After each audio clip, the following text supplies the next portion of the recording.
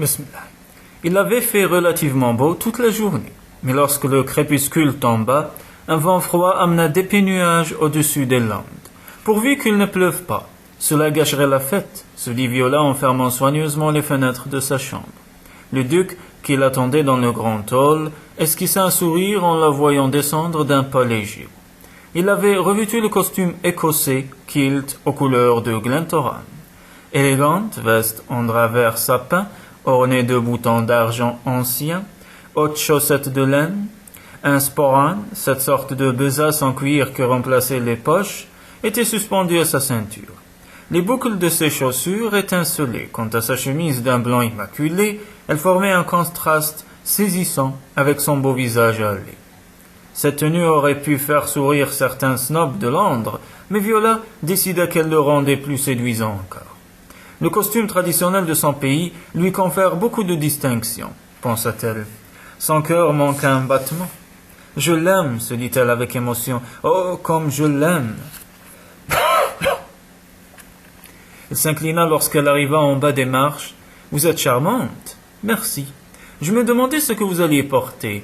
J'avais oublié cette vieille robe de Meg. » Meg avait prêté à la jeune fille une ravissante toilette en soie rose, ainsi qu'une écharpe en plaie qu'il fallait draper sur l'épaule d'une certaine manière. « Ce n'est pas une vieille robe, protesta Viola. Je la trouve très jolie. Pas aussi jolie que la bleue que vous portiez chez le Brunt, le soir du bal. Vous aviez l'air d'une princesse inaccessible. » Inaccessible, elle? Que répondre à cela? Elle jugea plus sage de ne rien dire et détourna la tête, feignant de s'intéresser à la calèche qui attendait devant le perron. Stuart McAndrew tenait les rênes du solide cheval qui y était attelé. « Nous n'irons pas à pied au village ?» s'étonna la jeune fille. « Ce n'est pourtant pas si loin. »« Non, le port n'est pas loin, » admit le duc, d'un bon pas. « On peut l'atteindre en un quart d'heure. » Mais après avoir dansé toute la soirée, le chemin du retour risque de vous paraître bien long, surtout en pleine nuit. Il caressa le cheval. Bolster va nous emmener tranquillement là-bas, et il nous ramènera à l'heure qui nous conviendra. Ils s'installèrent dans la calèche, et le duc prit les rênes des mains de l'ancien jockey. « Merci, Stuart. Bonne soirée, milord. » La voiture partit au pas de l'allée, creusée de profondes ornières. Les roues tressautèrent sur un nid de poule et Viola fut projetée sur le côté. Automatiquement, le duc la prit par les épaules et la serra contre lui. Il la maintint ainsi dans la pente raide qui menait au village. Avec un petit soupir de contentement, la jeune fille posa la tête sur son épaule. Elle aurait voulu que le trajet dure éternellement.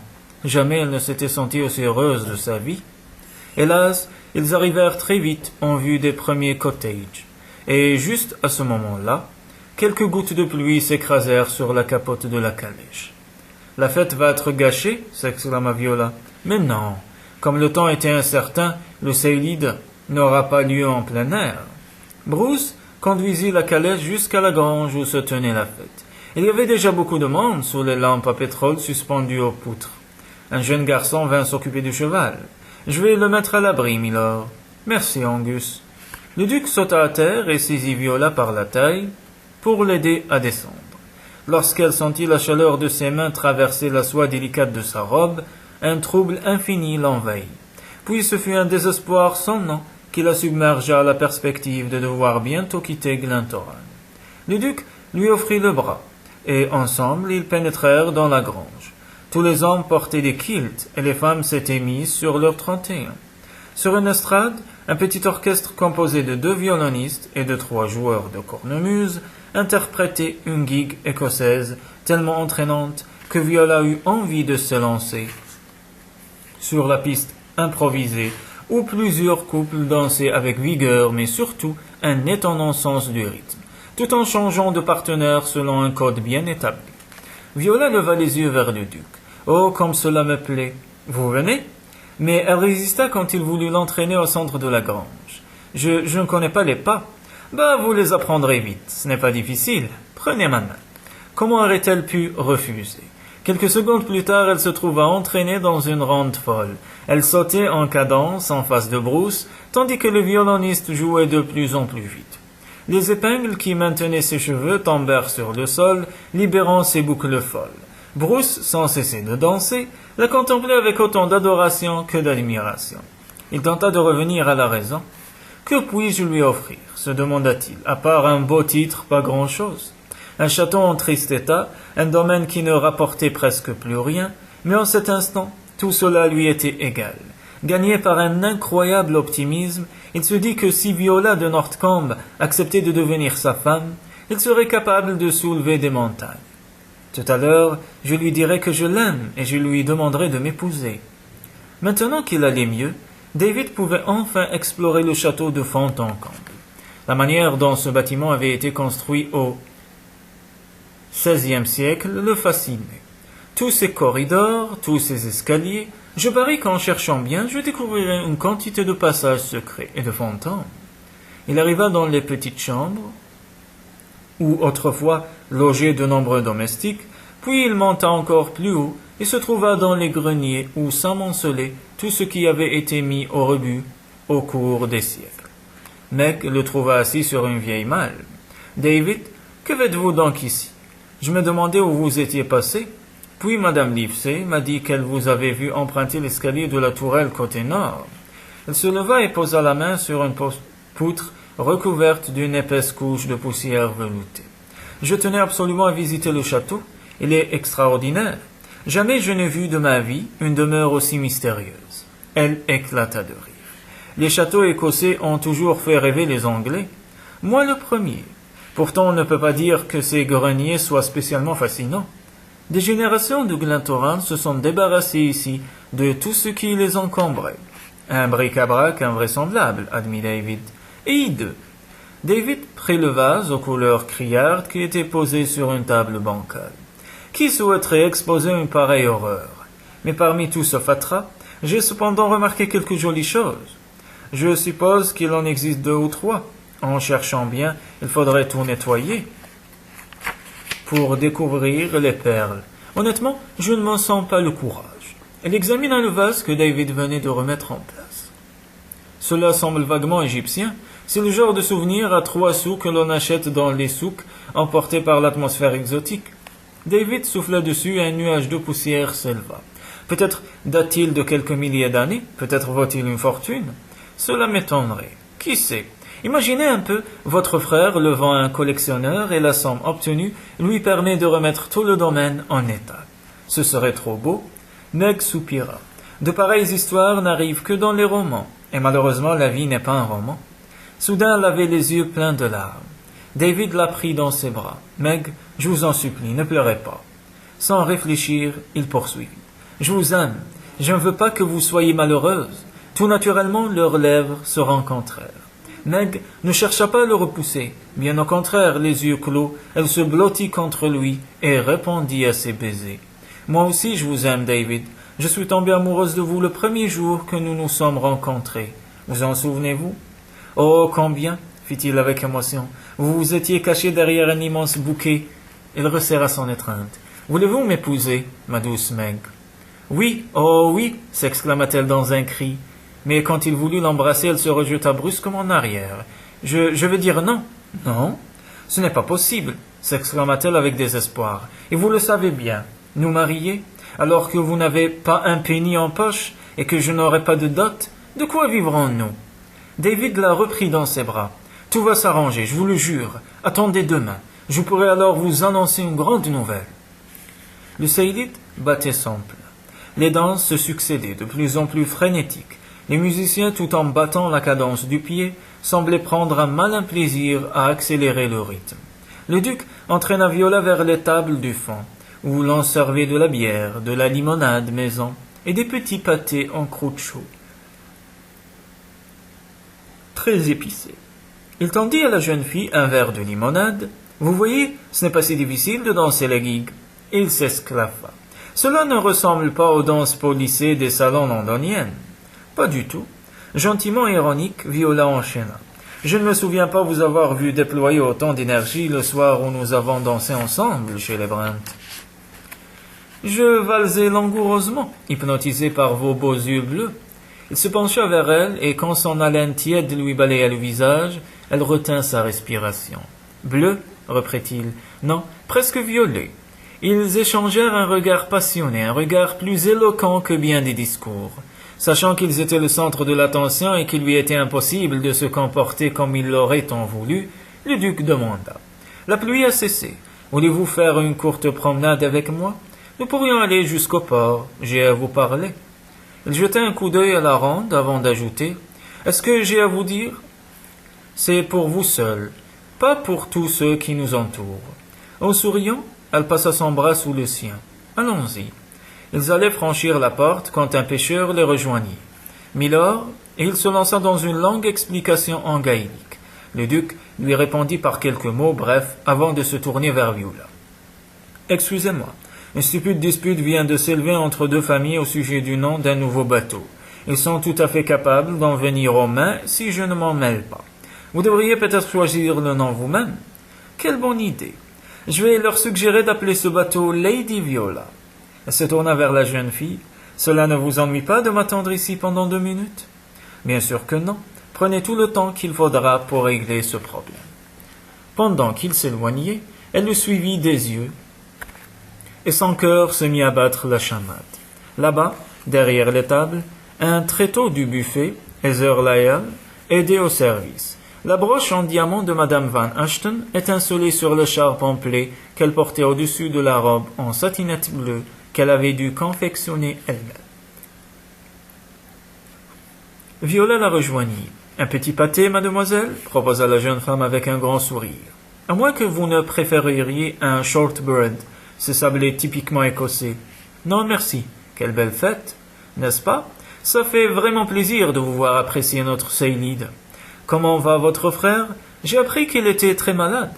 Il va beaucoup mieux, je vous remercie. Quelle bonne nouvelle! Fergus l'avait trouvé si faible le jour du naufrage. Votre mari n'est pas là ce soir? Non, il est allé pêcher. Une nuit sans lune, un temps couvert. En général, c'est bon pour le poisson. Ma mère est venue s'occuper d'Alan, si bien que j'ai pu venir au Seylid. Vous ne voulez pas de shortbread, vraiment? Je l'ai fait moi-même. Cette fois, Viola n'osa pas refuser. Excellent. Elle s'éclaircit la gorge. J'ai remarqué votre jolie broche. La jeune Écossaise rougit, tandis que du bout des doigts, elle effleurait le précieux joyau. Pour une demoiselle comme vous, un bijou à 3 sous de ce genre doit paraître bien ordinaire. Mais comme il s'agit d'un cadeau de mon Fergus, j'y tiens. Elle baissa la voix. La pêche n'a pas été très bonne ces derniers temps. Il y a longtemps que nous n'avons pas eu d'argent pour les frivolités. Je suppose que Fergus a réussi à gaspiller un penny par-ci, un penny par-là, jusqu'à ce qu'il ait enfin de quoi acheter une babiole au colporteur qui passe de temps en temps dans la région. Viola savait mieux que quiconque que cette broche ne provenait pas de la besace d'un marchand ambulant. Fergus avait menti à sa femme. Il avait volé ce bijou dans la confusion qui avait suivi le naufrage. La jeune fille se mordit la lèvre inférieure. Que devait-elle faire? Dénoncer le pêcheur aux autorités? Elle sera aussitôt emprisonnée, accusée de vol. Que deviendront sa femme et son fils? D'un autre côté, des diamants de cette valeur ne pouvaient pas rester dans un pauvre village. Ils devaient être rendus à leur propriétaire, la riche Madame Van Ashton. La jeune fille tenta de se rassurer. Rien ne prouve que Fergus ait commis un vol. Et s'il avait trouvé la broche sur la plage, au milieu des débris apportés par la marée, dans ce cas, il serait seulement coupable de ne pas l'avoir confié aux autorités. Ce n'est pas parce qu'il a eu ce bijou entre les mains qu'il est un naufrageur. Elle eut soudain l'impression d'étouffer. Mon Dieu, que tout cela est compliqué. Saisie par un besoin impérieux de prendre l'air, elle sortit. La pluie avait cessé, mais des nuages cachaient toujours la lune et les étoiles. En quelques minutes, elle était passée de l'euphorie la plus totale au désespoir le plus complet. Elle aimait le duc, mais elle avait accepté son hospitalité sous de fausses apparences. Elle la croyait pauvre et pas une seule fois elle n'avait tenté de rétablir la vérité. Et comment pouvait-elle, maintenant, ébranler la confiance qu'il avait en ses amis, en lui faisant part de ses soupçons? Il fallait pourtant qu'elle lui parle. Pas ce soir, se dit-elle, encore un peu de répit. Je vais attendre demain. Comment parviendrait-elle à le convaincre que ce n'était ni par calcul ni par hypocrisie qu'elle lui avait caché le grand événement qui avait bouleversé son existence et celle de son frère? De toute façon, il me méprisera, se dit-elle encore. Là-bas, le duc discutait toujours avec les pêcheurs. Elle hésita à peine avant de se diriger d'un bon pas vers la calèche qu'elle apercevait un peu plus loin, à l'abri d'un hangar. Faire face à Bruce maintenant, elle ne s'en sentait pas le courage. « Tu recules pour mieux sauter ?» lui aurait dit son père, qui prenait toujours la vie à bras-le-corps. « Ce n'est pas une solution. »« Tant pis, je m'accorde un petit sursis, » se dit-elle. Le jeune garçon qui s'était chargé de la calèche la rejoignit en courant. « Voulez-vous que j'aille chercher Milord, mademoiselle ?»« Non, ne le dérangez pas. Vous n'aurez qu'à lui dire que je me suis senti fatigué et que je suis rentré au château. Je suis sûr que cela ne l'ennuiera pas de revenir à pied. Voulez-vous que je conduise la voiture, mademoiselle ? » Non, je vous remercie. Bolster va être content de regagner son écurie. Il doit connaître le chemin par cœur. Viola n'avait jamais mené de voiture, mais il lui suffit de prendre les rênes et d'en donner un léger coup sur la croupe du cheval pour qu'il se mette au pas. Une fois hors du village, il prit le petit trot. En arrivant au château, la jeune fille fut surprise de voir plusieurs fenêtres illuminées. « Que se passe-t-il » se demanda-t-elle avec étonnement. « J'aurais pensé que David et Meg s'étaient retirés pour la nuit depuis longtemps. » Puis elle s'inquiéta. Et si son frère avait eu une rechute? Bolster avait pris directement le chemin des écuries, et Stuart McAndrew vint aussitôt s'occuper de lui. « Il y a un visiteur pour vous, mademoiselle. » Elle ouvrit de grands yeux. « Pour moi? » « Eh oui. » Elle désigna la longue voiture crème ornée de chrome qui était garée sous un hangar. « Un automobiliste » s'exclama la jeune fille. « Quand vous le voyez, qui cela peut bien être? Ah ça, si vous croyez qu'il s'est présenté, il est arrivé juste à l'heure du dîner, et je peux vous dire que Madame Livesey n'était pas très contente d'avoir un convive inattendu. Elle a dû lui servir le poulet qu'elle gardait pour le déjeuner de demain, et il a presque tout mangé. Qui cela peut bien être? Se redemanda Viola en rassemblant ses jupes pour gravir le perron. Une demi-heure plus tard, le duc de Glentoran gravit le perron à son tour. Il souriait. Ah, il aurait bien voulu voir Viola regagner seule le château en menant la calèche. Elle est très indépendante, c'est bien, se dit-il avec indulgence. Madame Livesey courut vers lui dans le hall. « Milord, plus tard. » Sans la laisser parler, il se dirigea directement vers le grand salon. Puisqu'il y avait encore de la lumière dans cette pièce, cela signifiait que Viola devait s'y trouver. Il s'immobilisa sur le seuil, stupéfait. Debout près de la cheminée, un inconnu vêtu d'un ridicule costume à carreaux tenait les mains de Viola. « Bonsoir, milord, » lança-t-il avec un fort accent américain. Le duc le toisa avec froideur. « Bonsoir, monsieur. » Viola se dégagea, très pâle. Elle tourna vers le duc un visage crispé. « Milord, voici monsieur Lewis Wilder, le monsieur qui nous a aidés, David et moi, quand nous étions à New York. » Lewis Wilder éclata de rire. « En voilà une drôle de façon de me présenter, mon chou, » lança-t-il. « Mon chou. » Même s'il savait les Américains assez familiers, cette manière d'appeler Viola paraissait plus que déplacée à Bruce de Glentoran. En réalité, reprit Lewis Wilder, après avoir été l'associé du défunt comte de Northcombe, je suis désormais celui de l'actuel comte et de sa sœur. Je ne comprends pas. C'est pourtant simple, c'est moi qui gère toutes leurs affaires. Leurs affaires? Exactement. Le défunt comte a eu beaucoup de chance en achetant ces terrains où l'on a découvert du pétrole ou des mines d'or. Ses enfants possèdent désormais l'une des plus grosses fortunes d'Angleterre. Il adressa un clin d'œil à la jeune fille. « N'est-ce pas, Lady V ?» Sidéré, le duc répéta. « Les Northcombe possèdent... Et vous n'êtes pas au courant, peut-être ?» interrogea Lewis Wilder en ricanant.